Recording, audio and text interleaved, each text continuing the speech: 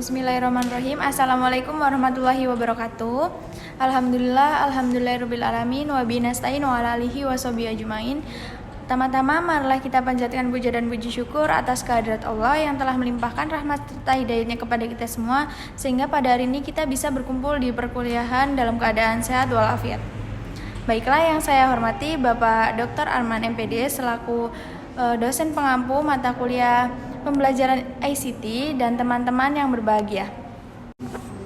Saya Elisa Aulia dengan nomor NPM 013 selaku moderator dari kelompok 4, dan ada rekan saya Desti Oktalia dengan nomor NPM 012 dan ada Fatima Febriani dengan nomor NPM 038. Baiklah, kelompok kami akan memaparkan materi akan membahas tentang teori-teori belajar yang mendukung pengintegrasian media pembelajaran berbasis ICT ke pembelajaran. Baiklah, saya di sini sebagai presentator pertama yang akan membahas tentang apa itu pendekatan konstruktivisme. Menurut Bell, Drive, and Letts, pendekatan konstruktivisme adalah proses kegiatan pengajaran dengan mengemukakan teknik pemerolehan yang dimulai saat terlaksananya tekanan intelektual dan diselesaikan oleh peserta didik itu sendiri.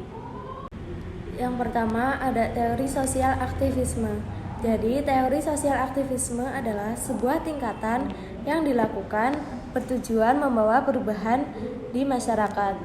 Mendefinisikan sosial aktivis sebagai sekelompok orang yang peduli tentang sebuah isu dan secara terorganisasi melakukan sebuah kegiatan untuk mencapai tujuan yang berkaitan dengan isu tersebut.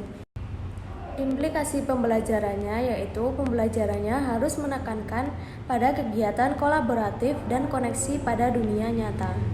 Baik, yang kedua ada teori sosial kognitivisme.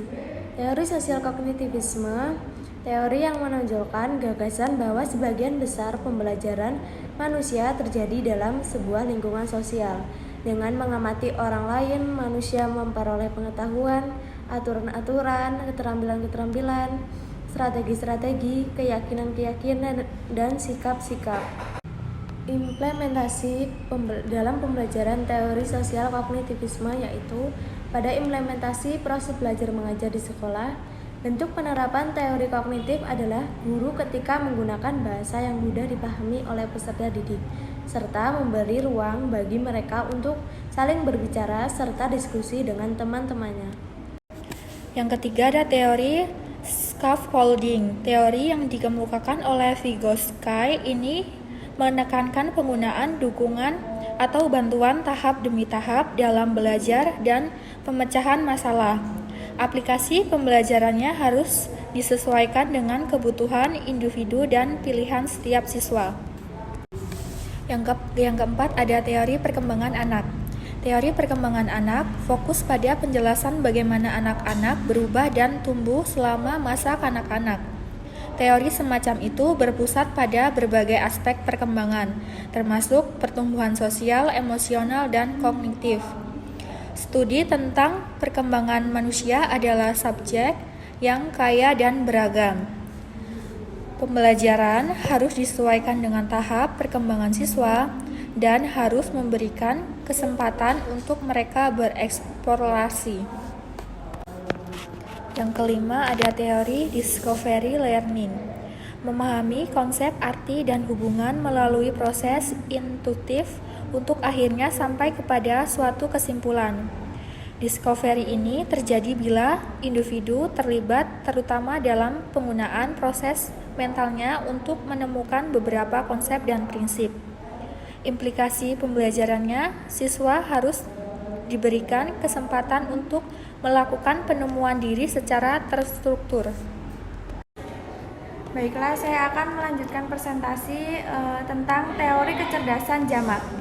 Kecerdasan jamak adalah teori kecerdasan yang mengemukakan bahwa individu memiliki paling tidak 8 jenis kecerdasan, yaitu kecerdasan verbal, linguistik, logis matematis, visual spesial, kinetetik, musik, intrapribadi, antarpribadi, dan naturalis. Adapun implementasi teori kecerdasan jamak dalam proses pendidikan dan pembelajaran adalah bahwa pengajar perlu memperhatikan modalitas kecerdasan, dengan cara menggunakan berbagai strategi dan pendekatan sehingga anak akan dapat belajar sesuai dengan gaya belajar masing-masing. Baiklah, itu tadi pemaparan materi dari kelompok kami. Jika ada salah kata, kami mohon maaf dan kepada Allah saya mohon ampun.